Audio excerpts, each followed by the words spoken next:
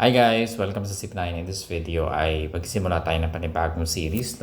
This is the new number series, number problem tutorial series.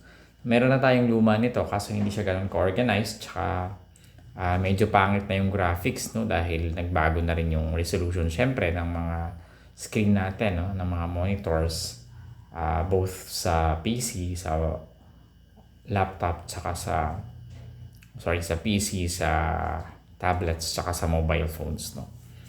So, I think it's a good time to start a new series.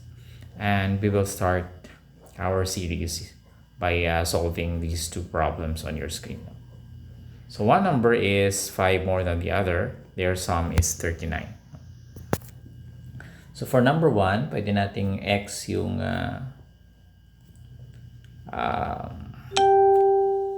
anong x natin? Smaller number, di ba? Smaller number.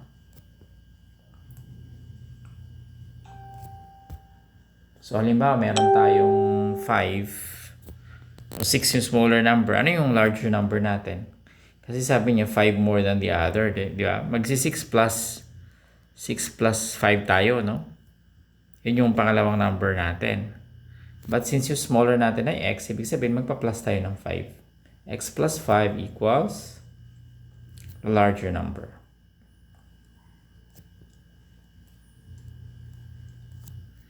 Ano sabi niya? Their sum is 39. So, ibig sabihin, smaller number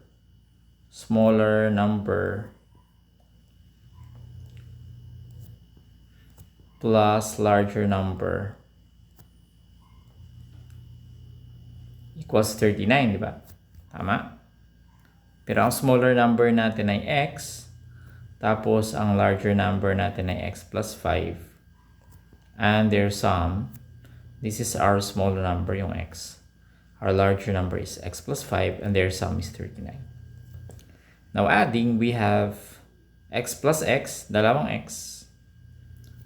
x's with apostrophe s, plus 5 equals 39. So, equation na ito, no?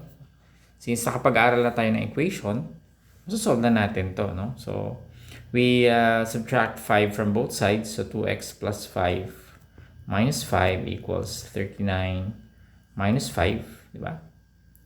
Para matanggal natin yung 5, we subtract 5 from both sides. So, 2x na naman titira dito kasi 5 minus 5 is 0. And then dito, 34. 39 minus 5 is 34. Okay? 2x equals 34, meaning we divide both sides by 2, di ba?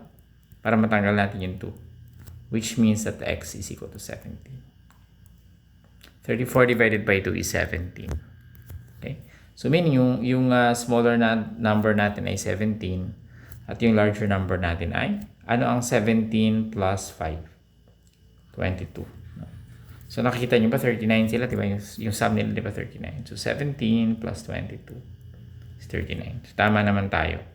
And one number is larger than the other. So, that's one way to check. Okay? Let's have the second problem.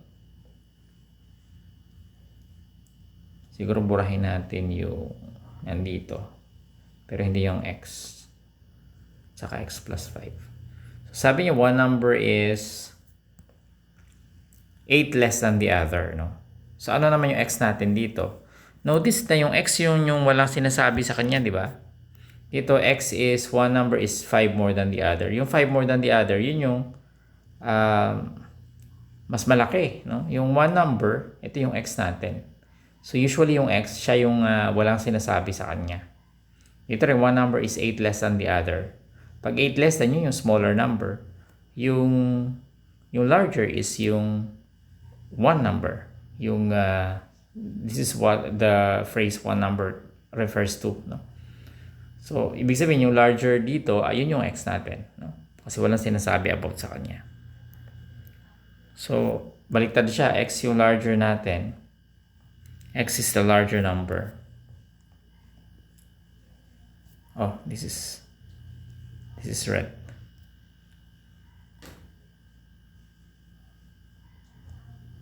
x is the larger number. Tapos ano naman yung isa? 8 less than the other. Mas maliit ng 8. So, x minus 8, di ba? Smaller number.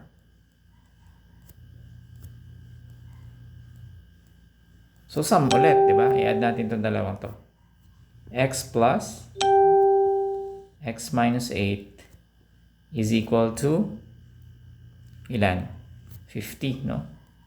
So, magiging 2x minus 8 is equal to 50. Gusto natin tanggalin yung 8, we add 8. Pag minus, pag gusto mo siyang tanggalin, mag-add ka, di ba? And then 50 plus 8. Sa equation, kung ano yung ginawa natin sa left-hand side, ganun din gagawin natin sa right-hand side. So, since nag-plus 8 tayo dito, mag-plus 8 din tayo dito.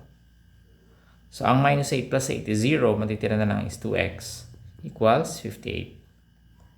And 2x divided by 2, no? Para matanggal natin yung 2, mag-divide tayo. Is equal to 58 over 2. Okay, so x equals, what is 58 over 2? It's 29, di ba?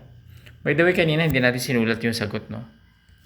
Ano ba yung kanina? 17 and 22 yung kanina, di ba? Pero ang sagot natin doon, syempre isa lang. Ang sagot natin ay smaller number is 17. Tapos dito, larger number is, ano bang x natin dito? This is the larger number. Actually, ito na yung sagot natin. Hindi natin kailangan kunin yung smaller number, but for the sake of discussion, kunin na rin natin. So, ang x minus 8, yun yung ating smaller number. This is 29 minus 8, which is 21. So, 21 tsaka 29, yun yung sum nila is 50. Diba? Ibig sabihin tama tayo. But the answer here is 29 because we're looking for the larger number. 29 yung larger, 21 yung smaller. Okay, so sana may natutunan kayo dito sa ating tutorial video. We will continue our series with more problems in the next video. Punta kayo sa website natin, yung zip9.com, o kaya punta kayo sa YouTube channel natin, youtube.com/user/zip9ph.